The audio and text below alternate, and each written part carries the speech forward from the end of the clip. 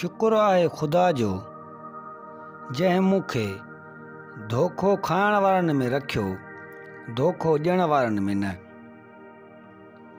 उहे माण्हू अक्सर बदिलजी वेंदा आहिनि जिन खे हद खां वधीक वक़्तु ऐं इज़त ॾिनी वेंदी आहे। जंहिं जंग में रिश्तनि जे टुटण जो अंदेशो हुजे, उन जंग में हथियार फिटा करणु ऐं शिकस्त तस्लीम करण ई असुलु कामयाबी आहे।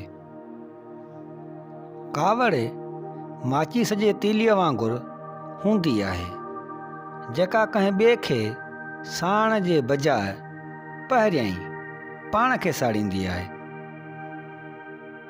गुरूर करण सां न, पर माण्हुनि जी इज़त करण सां माण्हू तव्हांखे वॾो माण्हू सम्झंदा।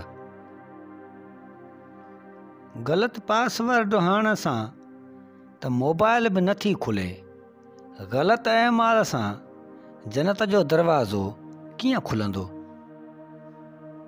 जेको शख़्स अव्हांजे इख़लाक़, किरदार, मेहनत, रोज़गार सां बुग़्ज़ रखे, उनखे तलवार सां न पर सब्र सां सज़ा ॾियो। इंसान ते बुरो वक़्तु उन जे करे ईंदो आहे त जीअं हू सॼणनि जे रूप में लिकल दुश्मननि खे सुञाणे।